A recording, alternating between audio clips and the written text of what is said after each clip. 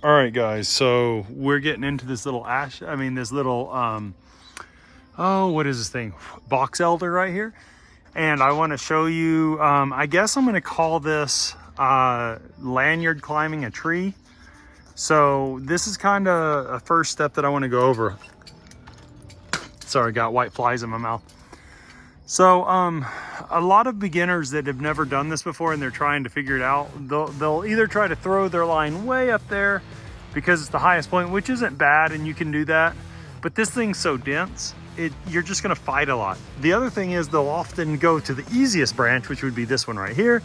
Problem is, even if you get yourself pulled up to there, you have to throw your leg way up on top of this one or try to climb on top of that one for the next move.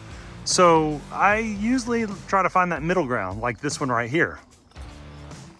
This is important to keep in mind because too much friction on that will burn through the bark, which we don't want to do, but it gets you high enough to where you can easily stand up on this one here or this one here, and then you can reset your line. And I always carry with me when I'm doing this some kind of friction saver. This is an adjustable friction saver that I made. Works just fine. Gap Arbor Supply has a really nice friction saver made out of Cam 3 Max that's really durable. So you'd want to do that. And then my goal is going to be just trim out enough on my way up to get me to my highest point, set my friction saver, and then come back down and work the tree. So as you can see, my rope is still on the same branch that it was from the ground. I climbed all the way up, and once this rope got slack and I couldn't pull it up anymore, I just used my hands to grab this branch and then this branch here, stood up. Then I put my lanyard around this one here. I always try to keep my ropes at a more vertical angle than horizontal when I'm doing this because it just makes it easier to rest in the tree, get your rope set. Now, I will unclip this from the system here. So I'm gonna do, unclip you gotta build some slack into it real quick. Unclip your carabiner, come over. Now I am going to have to pull some slack on this because I need it to be enough. Sorry, I'm doing this with the camera in my hand because I don't have my GoPro with me today.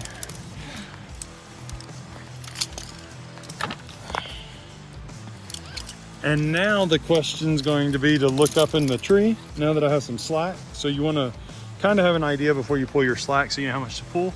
But I'm going to look up in the tree and see where can I easily get this attached to that's higher than the highest point I have. And in this case, it's my lanyard. So I have it here. So where can I get it to that's practical? Well, it's really dense still, and I'm not getting distracted. Like this is dead right here. So technically I could cut that off, but I don't want to get distracted with that yet. I just need to cut what's in my way to get up there. And I'm gonna shoot for that branch right there. You have to know the trees you're working with because you don't wanna be tying into a branch that's too small on a tree that's too weak and won't hold you. Now also, depending on your body size, right? It's gonna depend on how much you weigh with your gear and everything. It's gonna depend on what will hold you. So I know that this will, as a general rule, sorry. Dang it. Now I can't get it to go down. There you go. Hold on. Can you guys see that? I think you can. I'm gonna try to not lose my camera. But you're gonna wanna try to figure out something that'll hold your body weight. And I'm a big guy, and yeah, I know that because I know these trees will hold my body weight just fine. It's not something I would want to tie into all the time and climb way out on branch tips, but just moving up to the next section, that should be more than sufficient for me. So here we go. It's down there. Now, I don't have my gloves on, and the Kern Master is kind of slick, so I don't want to fight with it. So I'm using my 3-to-1 setup here. Of course, this is my Petzl Basic with the Petzl Large Open Swivel, and then my Petzl Roll Clip Z. It just happens that everything is Petzl. I'm not sponsored by them. Don't have a preference. I just like each of these components, and I felt like they went well together, so why not? And then now I'm going to use this to motivate myself up to the next branch that I need to get to.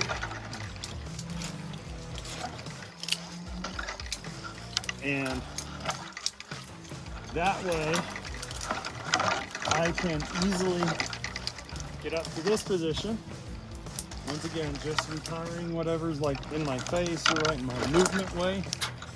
Trying not to create too many issues. Now, if you look, I'm like almost at the top of this tree. This tree's probably only 25 foot tall. This is the perfect size to learn in. So I can tie in over there if I want. I can tie in up here if I want. I'll get a little bit higher. I'll use my lanyards. And then I'll set up my friction saver up in these areas to get me so I can get out to these branch edges. All right, guys, so I want to talk to you a little bit more about what I did here as a process for getting into this tree. As I showed you, I was lanyarding up in the tree instead of remote setting my line just because it was so dense. It's not very big. Branches were easily accessed at the bottom, and it would have taken a lot more time to set my line than just doing what I did. So, as you can see here, my adjustable friction saver is over there, and I am actually up in this area of the tree over here. So if I'm going to be climbing in this area of the tree, why didn't I just put my rope here? Well, because overall for the climbing of the lower section of the tree, the best rope angle and the highest tie-in point was over there. One thing I love about adjustable friction savers is if you notice where the rings are, it's down below that crotch. That's super important to me because in a tree like this, it allows it to rotate around a little bit more, and it keeps my rope from getting extra friction on it unnecessarily. However, if I want, at any point, I could actually tighten that prusik up against that trunk and make it a much shorter tie-in point, and it wouldn't float around as much, and it makes it, you know, more stable for certain things. I really like adjustable friction savers. That's my go-to on everything. A lot of this was just hand climbing. I just hand climbed from over there to over here. As you can see, that's a horizontal rope angle that I'm using my main lanyard here for. That's just my safety at this point in case something happened. I am working on thinning out. I am at the very top of these trees. Once again, this is just like a little 25 footer, and I'm thinning out some stuff over here. So keep in mind how you're setting your friction savers and the benefits of adjustable versus non-adjustable and what you might want to do with those. Okay, so before I get down any further, I wanted to make a couple of points here. Earlier on, I said I set my adjustable friction saver, I went back down and I started back up. I do that in some trees. In this particular one, I felt like it was more beneficial to go ahead and start up top. So I've got to move over there and do those branches. I haven't thinned that yet. There's a couple of things to know. One, if you start from the top like I am, you're gonna have a lot of hangers that you have to work through going down. That's a good and bad thing. It helps you not leave hangers in the tree unnecessarily, but it also is a bad thing because you have to work through them and it can be cluttered and different things like that, okay?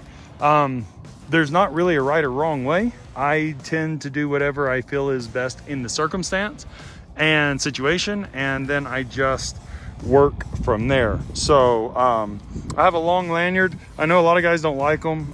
That's fine. I really like long lanyards, so like this one allows me to swing over to that easily in a very controlled manner without getting jabbed by all these branches and things like that, and it just makes it more comfortable for me. So like you can see there's a hanger there, and that's kind of how I go about doing this.